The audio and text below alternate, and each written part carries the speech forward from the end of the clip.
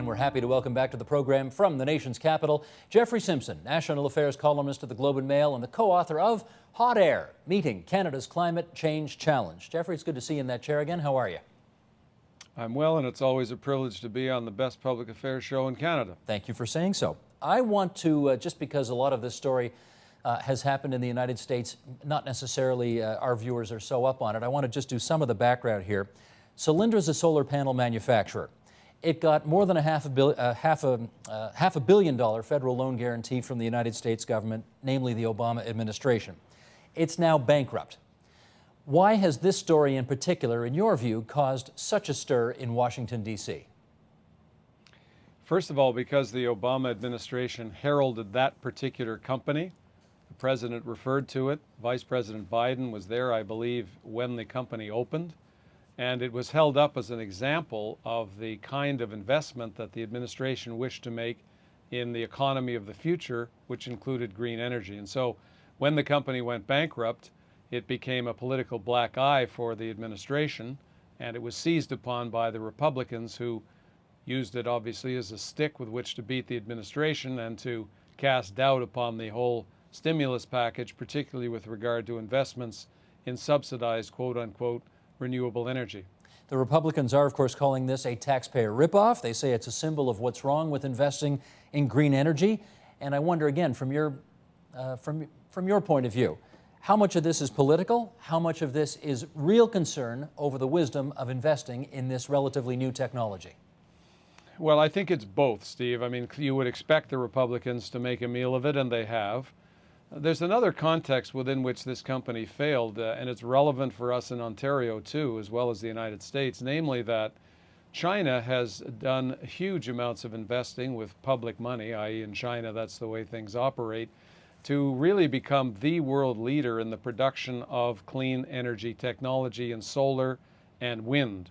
And companies are having difficulty competing against the Chinese because in that rather centrally directed economy, the Chinese decided wisely a few years back that because nobody else was way out ahead, if they put enough money and enough inexpensive labor and enough engineering talent into that field, they could become the world leader. This wasn't something like cars that the Chinese are way behind the Japanese, Europeans, and North Americans. And so they used their formidable combination of resources and are now the leading producer of this technology.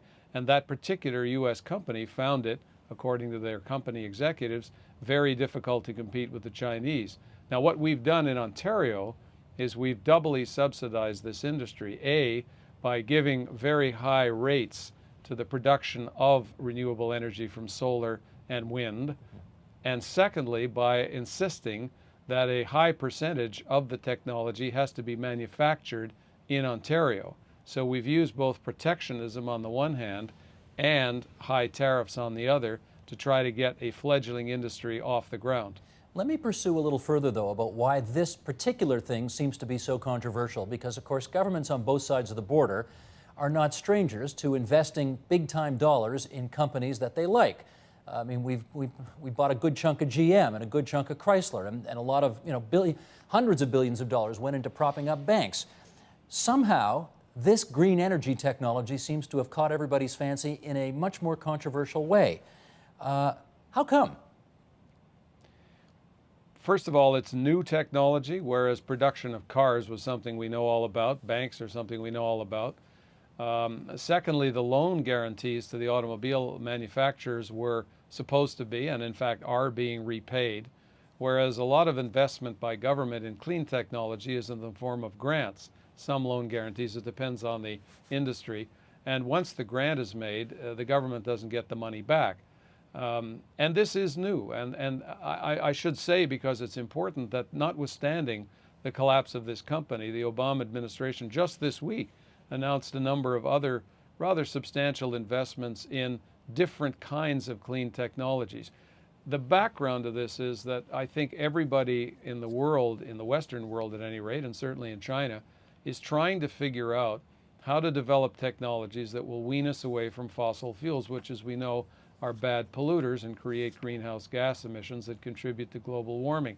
And people are looking for well, I'm going to exaggerate when I say the magic bullet. Can we find a technology or technologies that will be able to compete over the long term on a price and reliability basis with fossil fuels? We haven't found any of those yet. One of the reasons we haven't, and this is extremely relevant in both the United States and Canada, one of the reasons you have to, or you see these large subsidies going into renewable energies, which are not on a per unit basis competitive from a price point of view with fossil fuel, is that we continue not to put a carbon tax on fossil fuels that takes into account the environmental damage that they do. And as a consequence, you have to kind of artificially inflate the price of renewables because you aren't prepared to pay for the pollution that's caused by the carbon emissions. If we were to put a carbon tax on fossil fuels, with the profits or the proceeds being recycled back into lower taxes on incomes and business, so that the price of fossil fuels rose, then you'd necessarily need fewer subsidies on renewables to make them more competitive with fossil fuels. But governments are very, very reluctant in North America to do that. Reluctant is a generous way of putting it. I think they've all run screamingly away from it, and certainly nobody's Well, no, campaigning British on it this Columbia, time. no. British Columbia did it, and True everybody enough. said it would be the death of the government, but the government got reelected. I agree that at the national level, Stéphane Dion's idea for a carbon tax was shredded by the Conservatives. I have to make a sort of a side point, which is it's very ironic when you go to Alberta, as I have many times, and sat down and talked to people in the oil industry and said, look, would you prefer to have a carbon tax, or would you prefer to have a cap and trade system?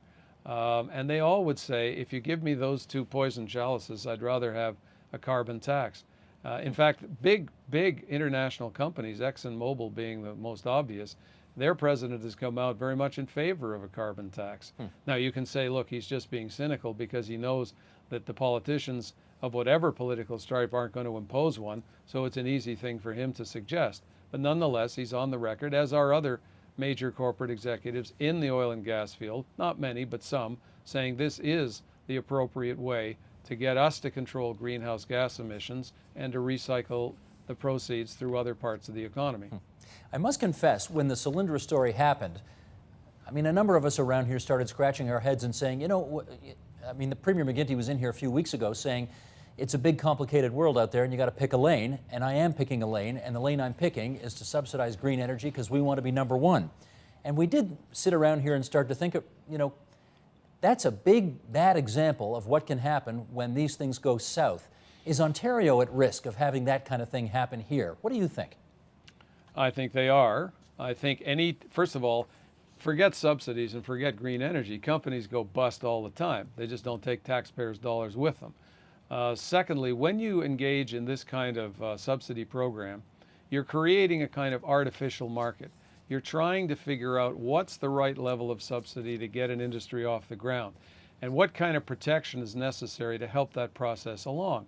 Ontario is doing something that used to be called an industrial strategy. That is to say, it's putting a lot of public money into a certain sector, hoping that it will eventually create jobs and bring in a lot of private sector investment.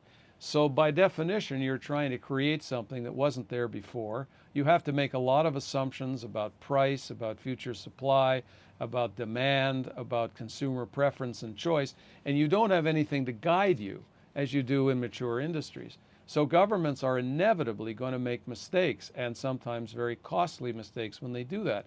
When it comes to solar, look a little bit around the world.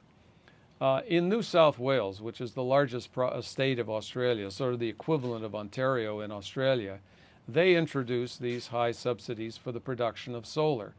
They found after a while that the subsidies were too high. They had to bring them down. France is now in the process of reviewing all of its solar policies, as are a couple of other European countries, because when they introduced the policies, they introduced them with extremely high subsidies. The theory was that as the technology got better, the price of producing this energy would fall. Well, that hasn't happened yet. It may in the future. Mr. McGuinty mentions this all the time. Even now, the solar industries of Canada says they think the subsidies have to come down, and the Ontario government has also said it's going to be reviewing those levels of subsidies later on this year or perhaps early next year. I've forgotten exactly when. So both on the industry side and on the government side, there's an implicit or even explicit understanding that maybe they got the subsidy levels too high. The problem, Steve, is investors came into this industry in large amounts, and they put their money into these projects, assuming a certain rate of return, assuming a certain tariff that they would get for the energy that they fed to the grid. If you rather rapidly reduce that subsidy, then you're going to find a lot of very disgruntled investors who made assumptions on the basis of what they thought was the reality, let's say a year or two ago, and now the government's changed the rules. So let's ask the bigger overarching question here. There are things that governments spend money on which the private sector won't spend money on, but for which you could say there is a demonstrable demand and public interest. And, you know, coincidentally, you could say this television station is one of those things. Do you think renewable energy belongs on that list as well? I'm going to answer that question this way. Ontario's got a series of very unpalatable energy options. You say, is there a demand for the product? Well, there sure is a demand for energy, and that demand is likely to grow as the population grows. So what are Ontario's options? Let's strip it down. They've got nuclear.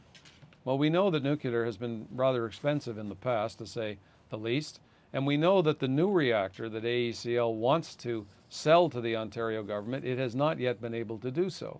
And the old AECL reactors, they haven't made a sale overseas in many years. So nuclear's got, leave the environmental concerns aside, it's got a number of problems.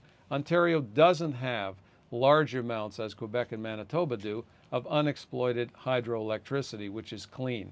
Its transmission grid is pretty old and needs massive investments. It doesn't have fossil fuels.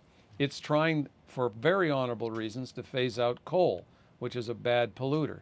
So you're left with not that many options. People talk about conservation. Well, conservation will certainly help to a certain extent, although if you raise the price of energy and then do what the Liberals did in Ontario, which is to take 10% off the price, or if you do what the NDP and the Conservatives want, which is to take the HST off it, you reduce some of the spur for people to conserve. You're kind of going at cross purposes. So you're kind of in a box if you're the government of Ontario, and seems to me renewable energies are part of the wave of the future. Now you have to subsidize them to get them going, and mistakes are going to get made, and people are going to get very upset when you want to build a wind farm somewhere, or when you want to put a solar farm somewhere that they don't like. So it's a path that's fraught with difficulty. I'll say one last thing. The McGuinty government says that 30,000 jobs are going to be created. Now, Steve, I'm sounding like I've been around for 100 years, and I have. Whenever I see any government suggest a round number, okay, I always know they're guessing. I know they're guessing. Yeah. Not only is it a round number, but it is a guess, because the government of Ontario doesn't know what the take-up is going to be over the next 5 to 10 years with these subsidies. They don't know how the market's going to react. They don't know what the prices of competing fuels are going to be. So it's a pin the tail on the donkey guess. It might be 10,000 jobs. It might be 5,000 jobs. It might be 20,000 jobs. It might be 30, but it's a pure guess. Okay, we got about a minute and change to go here, Jeffrey. And let me, I always hate to read competitors to newspaper people, but this was from the New York Times. Here's Joe Nocera talking about green energy and whether it's worth it. But if we could just stop playing gotcha for a second, he writes, we might realize that federal loan programs, especially loans for innovative energy technologies, virtually require the government to take risks the private sector won't take. Indeed, risk-taking is what these programs are all about. Sometimes the risks pay off, other times they don't. It's not a taxpayer ripoff if you don't bat 1,000. On the contrary, a zero failure rate likely means that the program is too risk-averse. Thus, the real question the Solyndra case poses is this: are the potential successes significant enough to negate the inevitable failures? How would you answer that? I agree with every word of that. And you're going to have some embarrassing failures. And we've already seen a couple in Ontario, not as big and spectacular as the case we've been discussing in the United States. I agree there are going to be failures, and you are making a bet when you produce an industrial policy like this. But I repeat what I said before, there's two great perils here. Well, there's a number. One is the Chinese competitive advantage, and the second is this, Steve. Because of that Buy Ontario aspect, At the very moment when we're complaining about Buy America policies in the United States, we've got Buy Ontario policies in this field in Ontario. And the European Union and Japan have already complained about these subsidies, and they're taking a case before the World Trade Organization. And I would guess, although it'll take a few years, that the WTO will rule against the Ontario protection measures. Jeffrey, as always, good of you to come on TVO and help us out with this tonight. Thanks so much. Thank you, Steve. A pleasure.